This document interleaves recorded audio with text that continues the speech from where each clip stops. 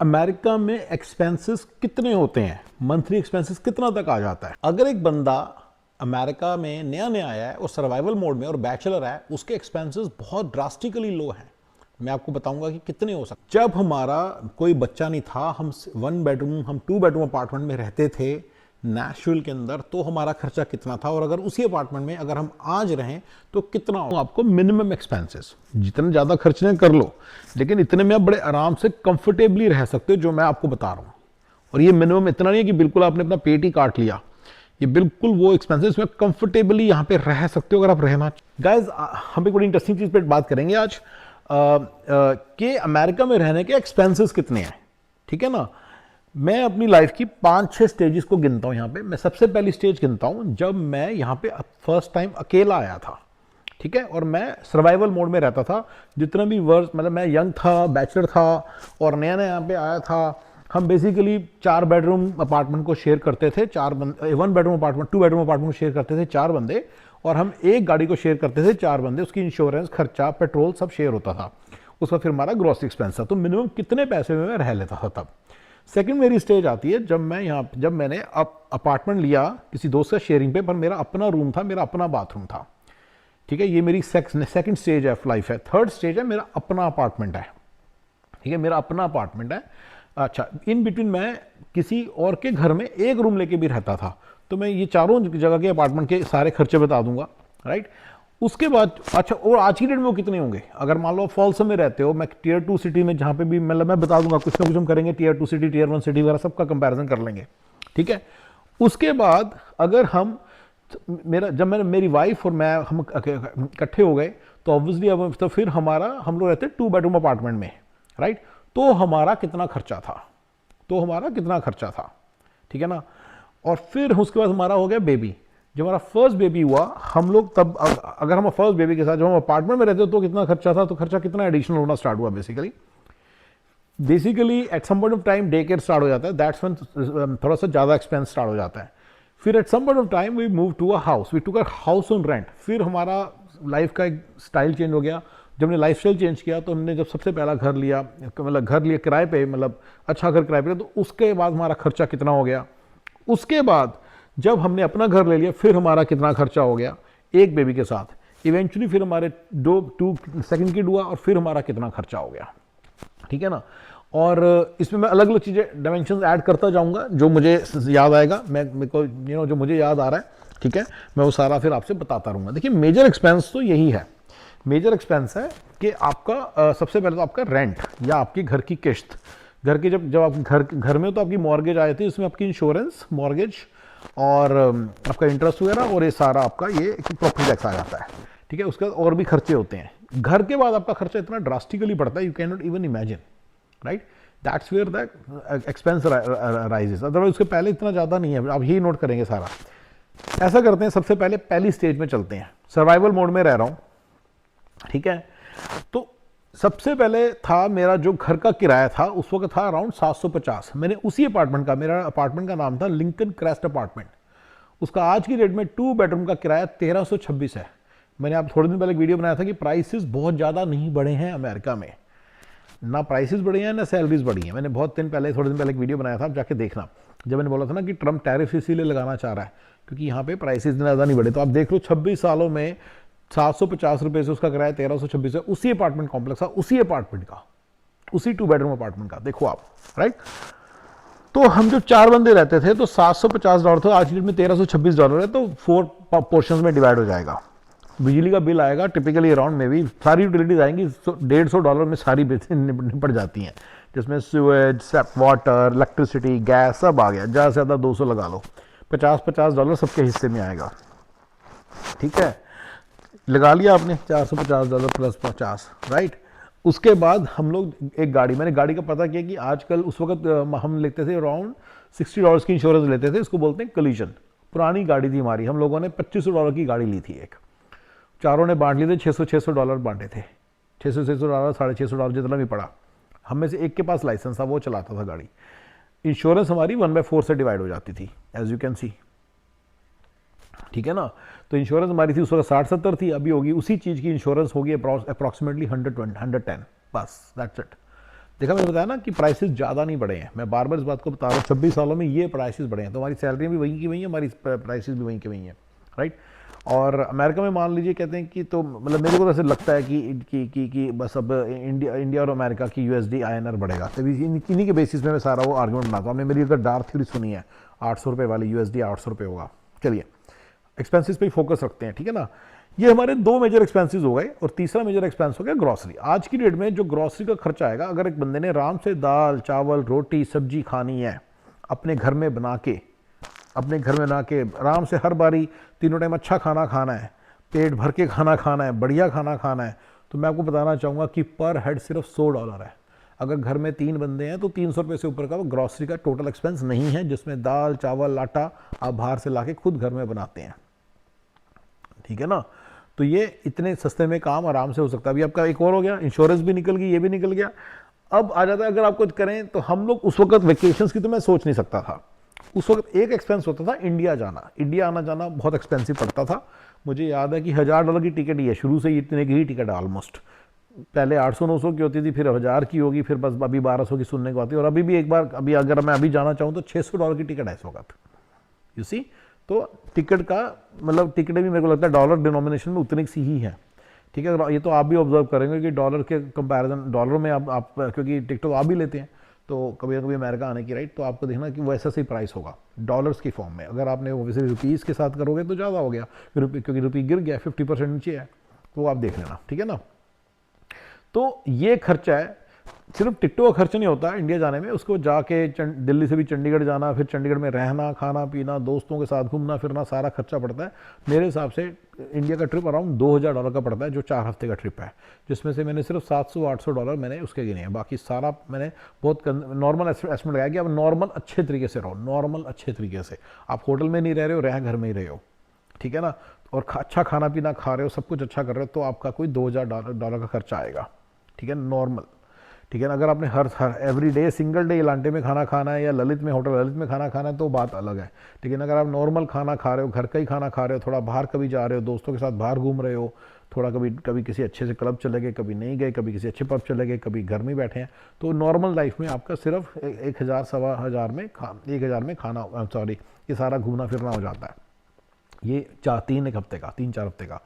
चलिए, तो ये बेसिकली आपके एक्सपेंसेस हैं। इसके अलावा और एक्सपेंसेस क्या होते हैं? वेकेशनिंग मैंने बता दी, कुछ नहीं होती थी उस वक्त, तो मुझे तो मतलब ऐसे इस सब चीज़ों को पता था। हाँ, मैं नियाग्रा फॉल्स गया था, मुझे याद है, थोड़ा सा बहुत सस्ता होता था, मतलब वही हम सस्ते में करते, 5 बंदे मिलके एक गाड़ी लेते थे, 3 दिन की गाड़ी का रेंट आता था $50 पर डे के हिसाब से, $150, वो भी 5 में डिवाइड हो रहा है, तो बहुत ही कम खर्चा होता था, ठीक है ना।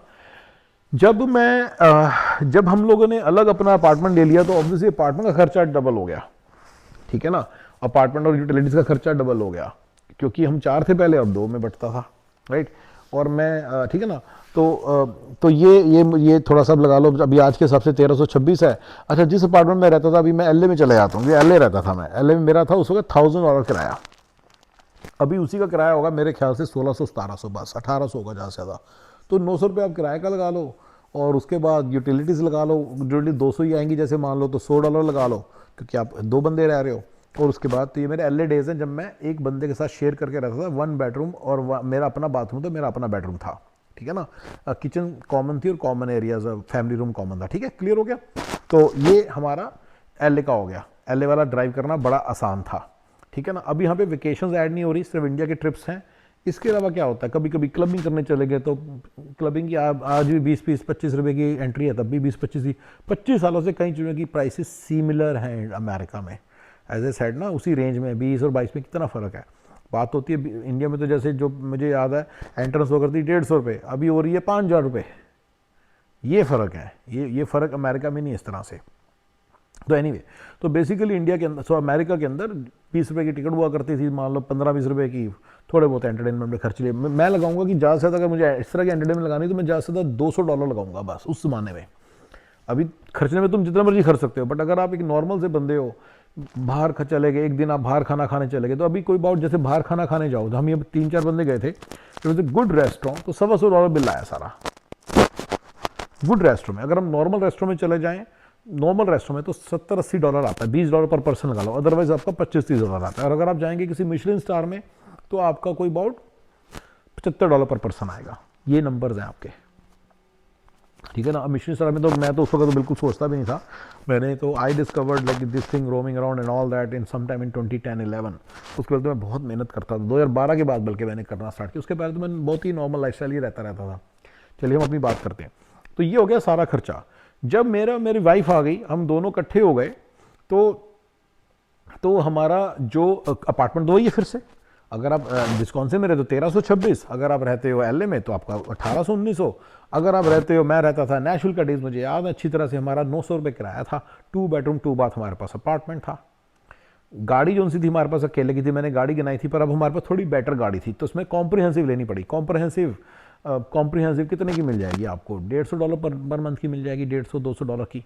होंडा अकॉर्ड रखी हुई थी हमने एक गाड़ी रखी हुई थी, ठीक है ना उस वक्त, तो होंडा अकॉर्ड रखी हुई थी। मेरा ऑफिस वॉकिंग डिस्टेंस पे था, तो मैं वॉक करके चले जाता था। मुझे नेचुरल डेज थोड़ा याद है।